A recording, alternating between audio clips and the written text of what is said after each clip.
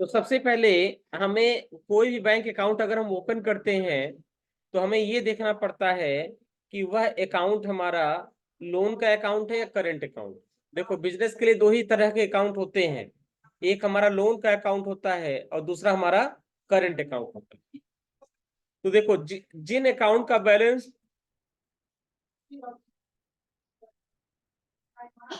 Minus में हो, ऐसे अकाउंट जिसका बैलेंस माइनस में हो, जैसे लिखा -9,56,551 रुपए 17 पैसे, तो जिन अकाउंट का स्टेटमेंट कैसे हो, माइनस में हो या उनके आगे सीआर शब्द जुड़ा हो, ऐसे अकाउंट हमारे कहलाते हैं लोन अकाउंट। ऐसे अकाउंट हमारे क्या कहते हैं, लोन अकाउंट। और कभी भी लोन अकाउंट का लेजर जब आप बनाएंगे तो उसका ग्रुप रहेगा बैंक ओडी अकाउंट। कभी भी अगर लोन अकाउंट का लेजर आप बनाते हैं तो उसका ग्रुप रहता है बैंक ओडी अकाउंट। तो सबसे पहले आपको करना क्या है, हमने इसको विंडो डी से मिनिमाइज किया और मिनिमाइज करने के बाद हम टैली में आ गए।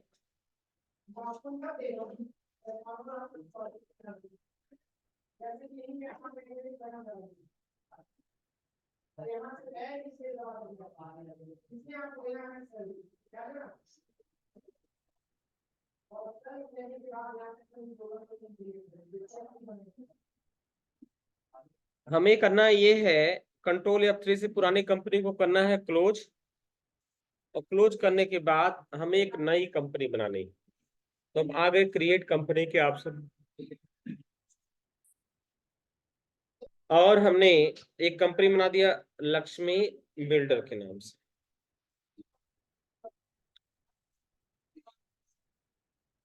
कोई भी एक नई कंपनी हम किसी नाम से बना लीजिए, कोई दिक्कत नहीं है। यहाँ एड्रेस डाल दिया पटौना कुशीनगर। स्टेट सिलेक्ट कर लिया हमने उत्तर प्रदेश। पिन कोड,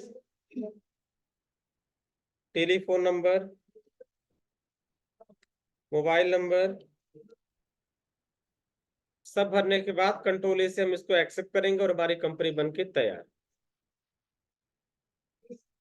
और यहाँ enable goods and service tax वाले ऑप्शन को कर देंगे नो, और Ctrl A से हम करेंगे इसको एक्सेप्ट।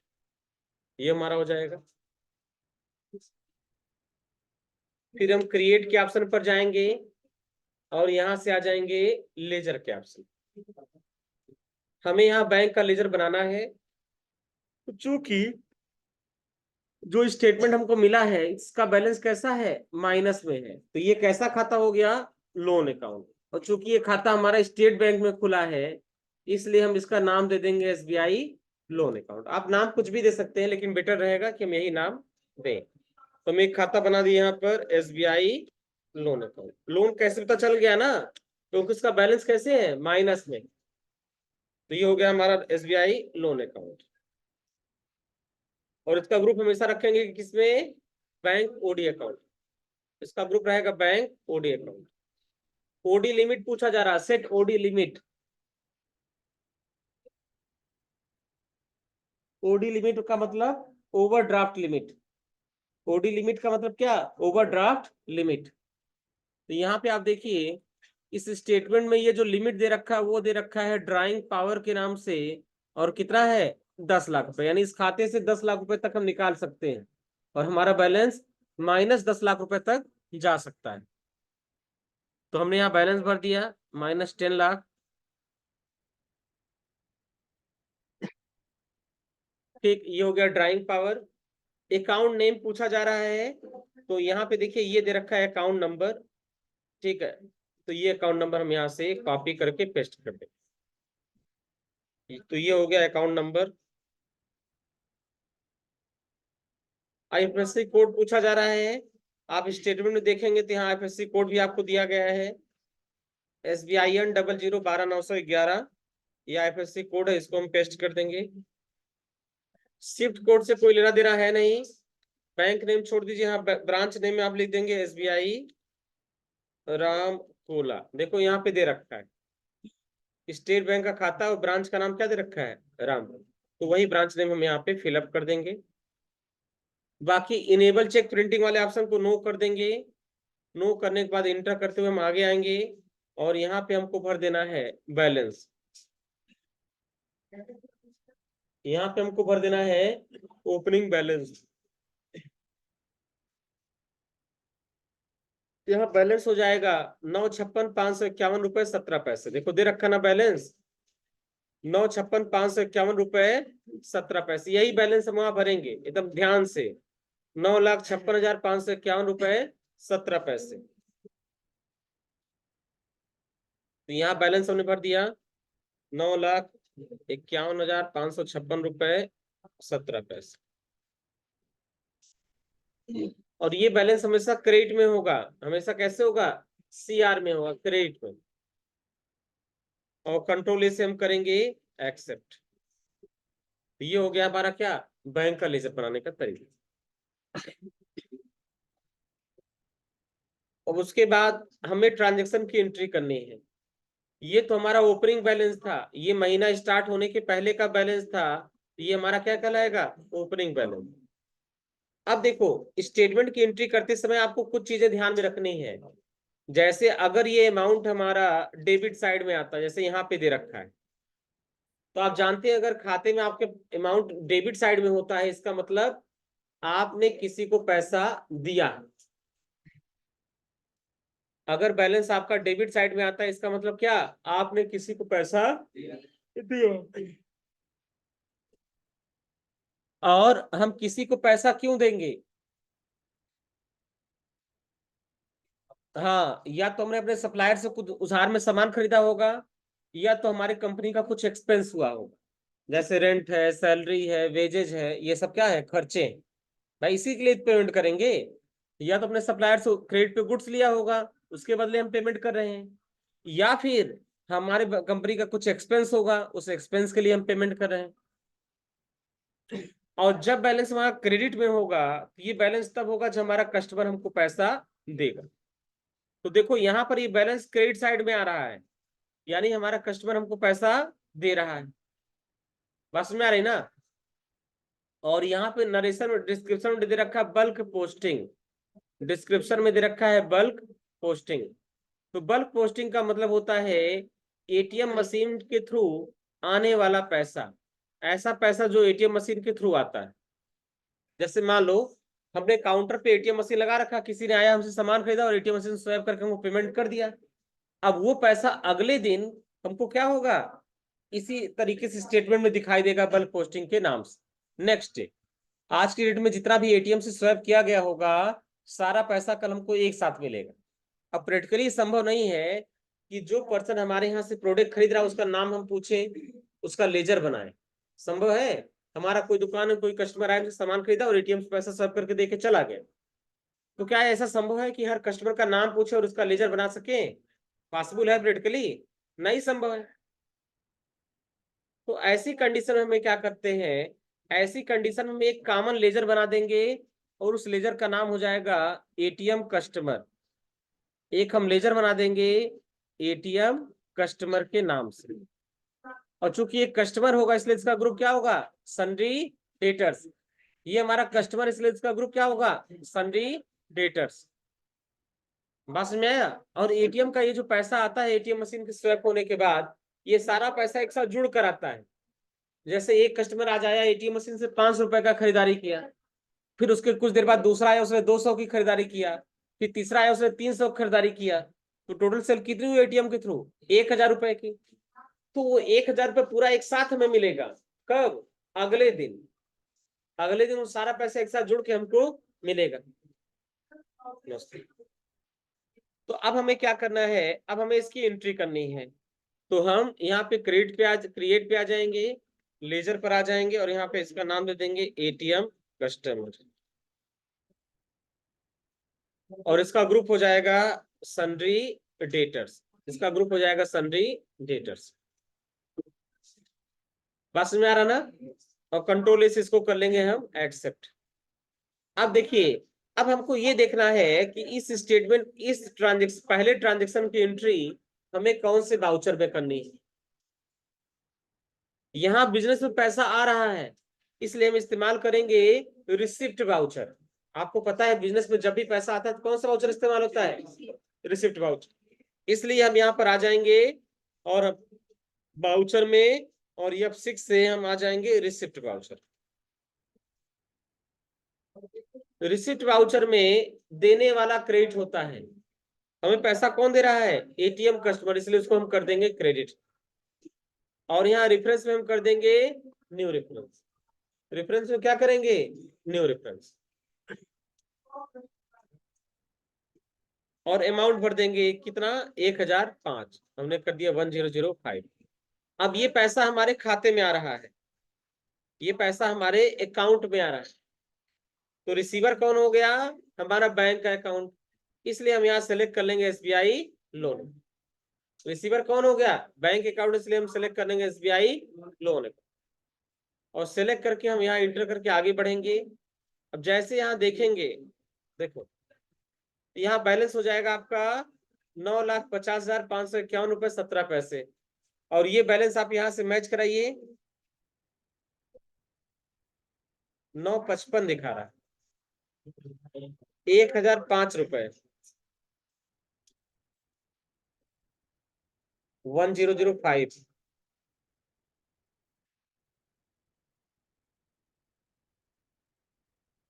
955,546। अच्छा, 1 मिनट रुकिए, हमें लग रहा है इसका ओपनिंग बैलेंस में कुछ गलत भर दिया क्या? ओपनिंग बैलेंस है 9 लाख। अच्छा हाँ, देखो यही गलती हुई थी, हमने ओपनिंग बैलेंस ही गलत भर दिया था। हेलो, जी सर बताइए। देखिए हमारा ओपनिंग बैलेंस गलत था, यहाँ बैलेंस बना चाहिए था 956, और हमने भर दिया था 951। ये देखो, यही गलती किया था। ये बैलेंस हमको यहीं पे सही कर लेना चाहिए, और ये बैलेंस हो जाएगा 956। 956,551 रुपए 17 पैसे। अब हो जाएगा बैलेंस हमारा 955,546 रुपए 17 पैसे, दिख रहा है ना? और यहाँ स्टेटमेंट की एंट्री होने के बाद भी ये बैलेंस हमको दिख रहा है 955,546 रुपए 17 पैसे। स्टेटमेंट मैच कर रहा है ना? तो हर एंट्री के बाद आपका बैलेंस मैच होना चाहिए, इसको कर लेंगे हम एक्सेप्ट। ये हो गया पहला ट्रांजेक्शन की एंट्री। दूसरा, नेक्स्ट है, हमें देखो यहाँ पैसा डेबिट साइड में है, और यहाँ नलेशन डाला गया है टू डेबिट थ्रू चेक। कौन सा चेक? LIC का। हम LIC के चेक के थ्रू, हम SBI के LIC के चेक के लिए पेमेंट कर रहे हैं। इसका मतलब क्या हुआ? ये पेमेंट हम चेक के माध्यम से कर रहे हैं। किसको कर रहे हैं? LIC कंपनी को। यानी हमने इन कंपनी से इंश्योरेंस का सर्विस लिया, इंश्योरेंस लिया होगा, और इस इंश्योरेंस का प्रीमियम 11,981 है, और जिसका पेमेंट हम चेक के माध्यम से कर रहे हैं। तो सबसे पहले हमें यहाँ क्या करना पड़ेगा? हमें इंश्योरेंस का एक खाता बनाना पड़ेगा, क्योंकि इंश्योरेंस हमारी कंपनी के लिए खर्च है। तो हम यहाँ पे एक लेजर बनाएंगे इंश्योरेंस एक्सपेंस के नाम से, और चूंकि खर्चों को करते हैं डेबिट, तो हम उसको कर देंगे डेबिट। और चूंकि यहाँ पर हम पैसा दे रहे हैं, इसलिए बाउचर कौन सा इस्तेमाल होगा? यहाँ पर पैसा हम पेमेंट कर रहे हैं, बाउचर कौन सा इस्तेमाल होगा? Payment voucher. अगर किसी पार्टी को भी हम पैसा देते हैं तो बाउचर कौन सा इस्तेमाल होता है? Payment voucher. तो हम यहाँ से आ जाएंगे बाउचर में, और बाउचर में आने के बाद सबसे पहले पेमेंट बाउचर में आ जाएंगे। पेमेंट बाउचर में सबसे पहले यहाँ पे अल्ट सी से एक लेजर बनाएंगे। लेजर का नाम हो जाएगा इंश्योरेंस एक्सपेंस। ये हो जाएगा हमारा इंश्योरेंस एक्सपेंस। और आप जानते हैं इंश्योरेंस हमारा होता है इनडायरेक्ट एक्सपेंस ग्रुप, इसका ग्रुप रखेंगे इनडायरेक्ट एक्सपेंस में। कितना रुपए है? 11,981। हम भर देंगे 11,981। और क्रेडिट कर देंगे हम SBI लोन अकाउंट। ये हो गया 11,981। बैलेंस कितना है? 9,67,527 रुपए। और यहाँ देखिए 9,67,527 रुपए 17 पैसे। मैच करा ना? तो सेम स्टेटमेंट की एंट्री करने के बाद आपका बैलेंस हर स्टेप पर मैच होना चाहिए।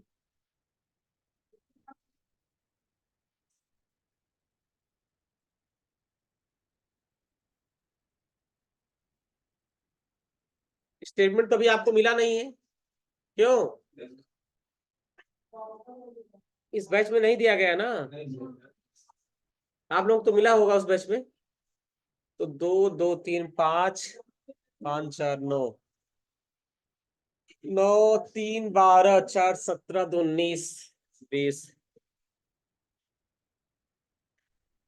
ग्रुप की स्टेटमेंट प्रिंट करवा दें।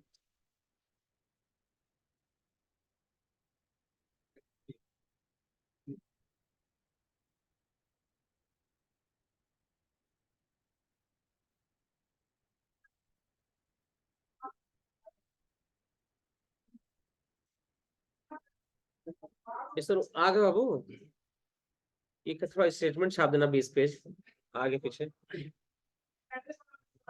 छाप के क्लास नंबर 1 में हमें दे दो जरा।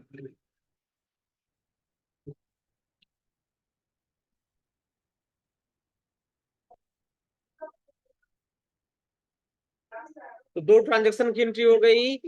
अब ट्रांजेक्शन नंबर 3, ये समझ में आ रहा ना। देखो तीसरे में हम कैश डिपॉजिट कर रहे हैं, तीसरे हम क्या कर रहे हैं, कैश डिपॉजिट कर रहे हैं। और आप जानते हैं कि अगर हम बैंक में पैसा जमा करते हैं या बैंक से पैसा निकालते हैं तो दोनों कंडीशन में कंट्रा वाउचर इस्तेमाल करते हैं। याद है आपको, अगर बैंक में पैसा हम जमा करें या बैंक से पैसा निकालें तो दोनों कंडीशन में कौन सा वाउचर इस्तेमाल होगा, कंट्रा वाउचर। तो यहां पर भी हम करेंगे कंट्रा वाउचर। ये क्या हो जाएगा, ये हमारा हो जाएगा कंट्रा वाउचर। अब आपको ये देखना है इसमें कौन सा खाता डेबिट होगा और कौन सा क्रेडिट। चलो विकास, स्टैंडर्ड। हाँ बताइए, हम बैंक में पैसा जमा कर रहे हैं, कौन सा खाता डेबिट होगा कौन सा क्रेडिट। हम बैंक में 46,000 रुपये जमा कर रहे हैं,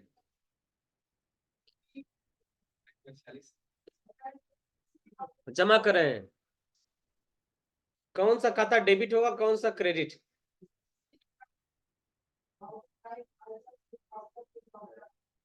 बैंक अकाउंट डेबिट होगा, हाँ। Cash account, very good.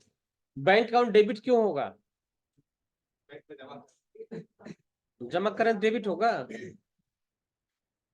एक कौन हिंट दे रहा है इधर से, तो मुर्गा बना देंगे हम,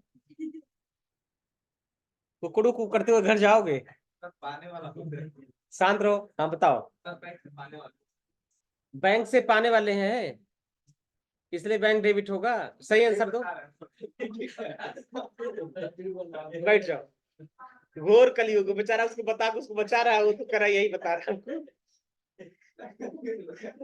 देख लो भलाई का जमाना नहीं है, तुम बता रहे तो वही शिकायत करा दे के यही बता रहे हैं। ये शांत रहिए। देखिए हम बैंक में पैसा जमा कर रहे हैं, बैंक एक पर्सनल अकाउंट है, रिसीवर है, पाने वाला है। अब पाने वाला होता है डेबिट, इसलिए बैंक को करेंगे डेबिट। और कैश एक रियल अकाउंट बिजनेस से जा रहा है, जाने वाली चीज को करते हैं क्रेडिट, इसलिए कैश को करेंगे क्रेडिट। बात समझ में आ रहा ना। तो हमें यहाँ पे क्या करना है, हम कंट्रा वाउचर ओपन करेंगे और बैंक को करेंगे डेबिट। तो हम आ गए यहाँ से F4 से कंट्रा वाउचर, यहाँ हम F4 से कंट्रा में आ गए।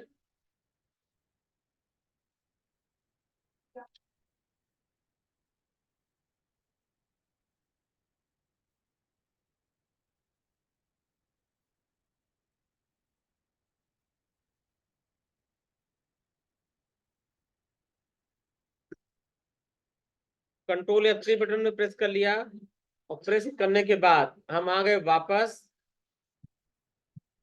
लक्ष्मी बिल्डर 7.1 में, हम वाउचर में आ गए और F4 से कंट्रा वाउचर। बैंक को करेंगे हम लोग क्या, बैंक पाने वाला डेबिट और कैश होगा क्रेडिट। तो कैश को सिलेक्ट कर लिया, क्रेडिट कर दिया 46,000 से, यहाँ निगेटिव आएगा कोई दिक्कत नहीं है, और डेबिट कर दिया SBI लोन को। और इस एंट्री के बाद अब हमें विवरण भरना है। हमने बैंक में 46,000 रुपये जमा किया, तो उसमें नोटों का विवरण कैसे बताइए आप।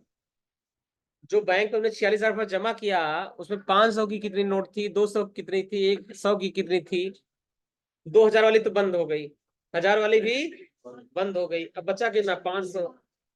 ठीक है, तो हम लोग 500 का नोट यहाँ भरेंगे। बताओ अगर 46,000 रुपये जमा करेंगे 500 का कितना नोट होगा? हाँ, 92। तो हम यहाँ भर देंगे 92, तुरंत आ जाएगा आंसर 46, और इंटर करके हम आगे बढ़ जाएंगे। अब देखिए हमारा बैलेंस कितना है, 9, 21, 527। तो यहाँ पे भी बैलेंस कितना दिख रहा है, 9, 21, 527। बस में आ रहा ना, तो हर एंट्री के बाद आपका बैलेंस मैच करना चाहिए। अगेन फिर हम बैंक में 60,000 रुपये जमा कर रहे हैं, तो फिर कंट्रा वाउचर का इस्तेमाल यहाँ पर भी करेंगे। तो हम आ गए कंट्रा में, देने वाला क्रेडिट होता है, हम यहाँ पे कैश को करेंगे क्रेडिट।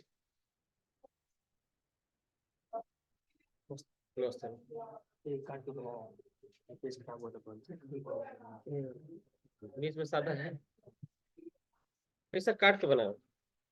कुछ सादा है, कुछ ऐसे बना दिया है। डबल पेज लिखा था ना, 7 8। भाई पन्ना तो ऐसे चला जा रहा है भाई, फर्स्ट है इसके पीछे सेकंड छाप दी होती है भाई, सेकंड इसके पीछे फर्स्ट छाप दिया वो प्रिंट किया था, वो प्रिंट कर दिया था। वो ऐसे पन्ने अलाउ कर।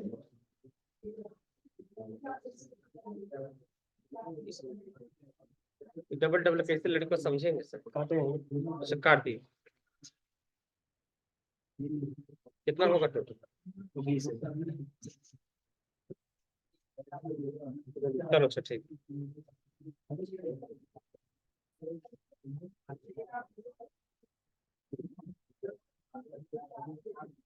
आओ बाबू आओ, लो सबको एक एक पेज दो प्रसादी।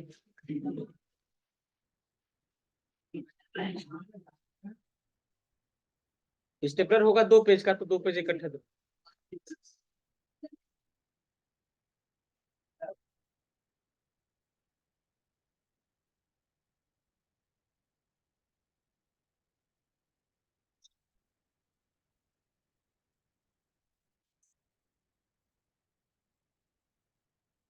दोनों मिला है पहले से दोनों को?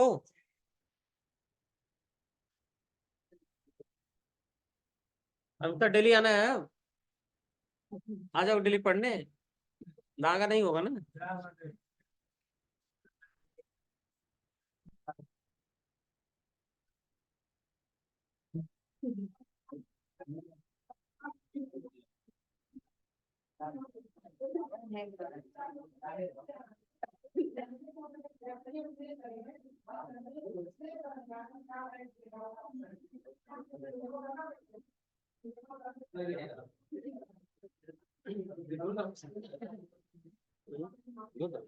हाँ हाँ, तो एक एक ही देना है, यही देना है।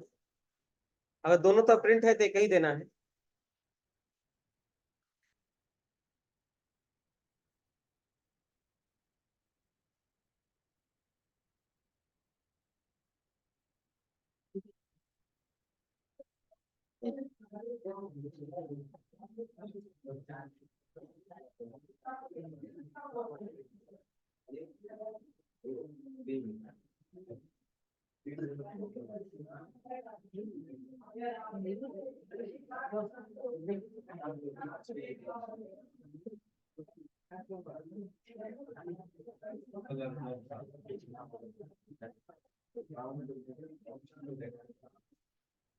बच गया ये।